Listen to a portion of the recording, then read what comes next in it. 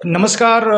आज हमारे साथ इसमें मौजूद हैं डॉक्टर प्रीति चौधरी, जो कि त्वचा और सौंदर्य रोग विशेषज्ञ हैं। हम उनसे सीधे जानेंगे कि इस टाइम में तो जो त्वचा रोग विशेषज्ञ जो मरीज होते हैं, किस टाइप के मरीज आते हैं और क्या-क्या बीमारियाँ होती हैं। मैम, पहले तो आपका देवभूमि न्यूज़ में स्वागत है। Thank you. मैम, इस समय जो प्रॉब्लम चल रही है त्वचा रोग विशेषज्ञ में, बहुत लोगों को बहुत सारी प्रॉब्लम होती हैं। तो किस टाइप के मरीज आपके पास आते हैं? किस टाइप के लोग होते हैं मैम? मेनली स्किन और हेयर प्रॉब्लम्स के लिए लोग आते हैं। स्किन के प्रॉब्लम्स जैसे कि झाइयाँ हो गई, जो कि बहुत कॉमन है, पिंपल्स हो गए, सोरियासिस है, विटिलिगो, एक्जिमा। इसके अलावा बालों के हेयर फॉल के पेशेंट्स भी बहुत कॉमनली आते हैं। तो मतलब क्या कुछ इसके ट्रीटमेंट किया किया जाता है? क्या कुछ उनको बताया जाता है जिससे उनके जो हेयर फॉल होते हैं वो कम हो, या जो पिंपल्स वगैरह उसको कम किया जाए? आज का जो टाइम है, इसे हम पोस्ट कोविड टाइम कह सकते हैं।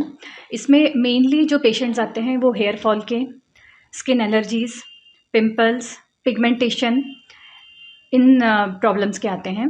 और इस समय उनके बढ़ने का कारण ये है कि जिन पेशेंट्स को कोविड हुआ था, उनकी बॉडी में जो इन्फ्लेमेटरी चेंजेस हुए हैं, उनकी वजह से ये बीमारियाँ अचानक से बढ़ी हैं।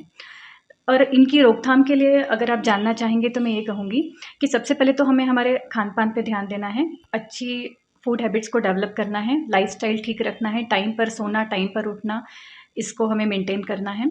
इसके अलावा योगा और प्राणायाम को अपने डेली रूटीन में इंक्लूड करेंगे, वाटर इंटेक अच्छा रखेंगे अपना, रेगुलर एक्सरसाइज पर ध्यान देंगे, तो हम इन बीमारियों से आसानी से छुटकारा पा सकते हैं। आजकल लोगों का ना जो लाइफ़स्टाइल है और जो फूड हैबिट्स हैं, वो पूरी तरीके से चेंज हो चुके हैं। जब हम अनहेल्दी फूड कंज्यूम करेंगे, हमारा लाइफ़स्टाइल अच्छा नहीं होगा, तो वो अपने आप में बीमारियों को इन्विटेशन देता है। तो सबसे पहले जो हमें नज़र आता है, वो सबसे पहले स्किन और बालों पर ही उसके साइड इफ़ेक्ट्स या इम्पैक्ट हमें नज़र आते हैं। और मैम, देखा जाए तो खासकर अभी जो यंग जनरेशन है, उनके बालों का झड़ना हो गया और सर में खुजली होना हो गया, ये किस टाइप के मतलब क्या होता है? मतलब कि जो यंग जनरेशन है उसमें तो बिल्कुल नहीं होना चाहिए। ये कैसे हो जाता है कि मतलब जिसकी उम्र 26-27 साल, उसके बाल पकने शुरू हो जाते हैं, बाल झड़ने शुरू हो जाते हैं, ये सारी प्रॉब्लम कैसे होती है? जैसा कि मैंने अभी आपको बताया, unhealthy food habits and unhealthy lifestyle, है ना? आजकल की जो यंग जनरेशन है, ये घर का हेल्दी फूड खाने के बजाय बाहर के फ़ास्ट फूड पर बहुत ज़्यादा डिपेंडेंट हो गई है।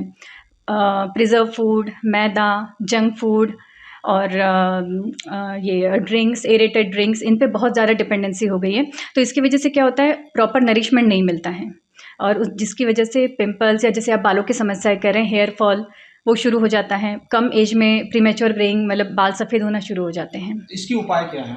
क्या करना चाहिए? इसके लिए पहले तो हमें ये ढूँढना पड़ता है, जब कोई पेशेंट आता है हेयर फॉल का, तो हमें सबसे पहले जानना पड़ता है कि किस वजह से उसको हेयर फॉल शुरू हुआ है ना? अब कोई बीमारी की वजह से भी हो सकता है या फिर फूड हैबिट्स की वजह से या न्यूट्रिशनल डेफिशिएंसी की वजह से भी हो सकता है। तो पहले हम उसका कॉज़ेटिव जो फैक्टर है वो फाइंड आउट करते हैं और उसके हिसाब से ट्रीटमेंट करते हैं, और जितनी यंग एज होती है उतने रिजल्ट्स हमें सक्सेसफुली मिलते हैं हमें। मैं बात करना चाहूँगा एक बार मोटापे की। आजकल बहुत सारे ऐसे प्राइवेट संस्थाएँ खुली हैं जो पैसा लेके उनका गारंटी है कि भाई आपको 6 महीने में आपका 10 किलो 15 किलो वज़न घट जाएगा, जिसमें वो न्यूट्रिएंट्स बहुत सारे देते हैं। तो क्या लगता है कि जो मोटापा है उसको कहीं न कहीं इस पे जाके न्यूट्रिएंट्स पी के, खाना छोड़ के क्या किया जा सकता है? क्या ये बॉडी के लिए सही है? नहीं, सिर्फ डाइटिंग से हम कभी भी मोटापे को कंट्रोल नहीं कर सकते। Weight loss is not like a program, है ना? इसे हमें हमारे लाइफ़स्टाइल में इम्प्लीमेंट करना पड़ता है। कंटिन्यूअस उसके लिए हमें एफर्ट्स करने होते हैं हमारा वेट लॉस करने के लिए, जिसमें कि डाइट आती है, लेकिन इसमें भूखे रहना नहीं होता है, ठीक है? प्रॉपर टाइम टू टाइम क्या खाना है, इसका हमें ध्यान रखना है। दूसरा, हमें प्रॉपर वर्कआउट करना है, एक्सरसाइज़ का भी इसमें बहुत इम्पोर्टेंट रोल है, और सिर्फ मेडिसिन्स का इसमें कोई रोल नहीं है। जो लोग कराते हैं फिजियोथेरेपी, फिज़ियोथेरेपी का तो इसमें कोई रोल नहीं कोई है, रोल नहीं कोई है। रोल नहीं। मैं ये जानना चाहूँगा कि खासकर अगर बच्चों में और बड़ों में देखा जाए, तो बॉडी पे दाना आना, जो पिंपल्स आते हैं, फिर पिंपल्स आने के बाद बॉडी में खुजली होती है, उसको लोग खुजली करते हैं, फिर दाने पड़ जाते हैं।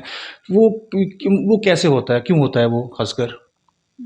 उसके बहुत सारे रीज़न्स हो सकते हैं। फेस पे तो जो पिंपल्स होते हैं वो कई बार हार्मोनल इम्बैलेंस की वजह से हो सकते हैं, अगर यंग एज है, या फिर गलत फूड हैबिट्स की वजह से भी, जो लोग ज़्यादा जंक फूड कंज्यूम करते हैं उसकी वजह से भी दाने आते हैं कई बार चेहरे पर।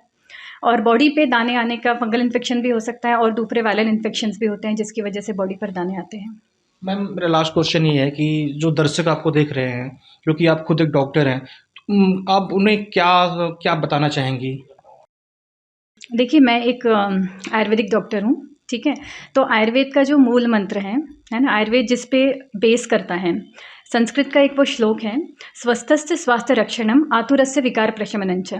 मतलब हमें जो स्वस्थ है, जो हेल्दी आदमी है, उसके हेल्थ को भी मेंटेन करना है हमें, और जो बीमारी है, उसको भी ठीक करना है, ठीक है? तो सबसे पहले आता है कि हेल्थ को मेंटेन करना है, और हेल्थ कैसे मेंटेन होगी? अच्छे फूड हैबिट्स और अच्छे लाइफ़स्टाइल से। मैं बार-बार ये 2 बातें रिपीट कर रही हूँ, लेकिन यही आज की यंग जनरेशन के लिए समझना बहुत ज़रूरी है कि हमारी फूड हैबिट्स और लाइफ़स्टाइल हमें ठीक करनी है, जिसकी वजह से हम बीमारियों को होने से पहले ही रोक लें। बिल्कुल। तो ये थी हमारे साथ डॉक्टर प्रीति चौधरी, जिनका साफ तौर पे कहना है कि अगर आपको स्वस्थ रहना है तो हेल्दी फूड ज़रूर खाना चाहिए।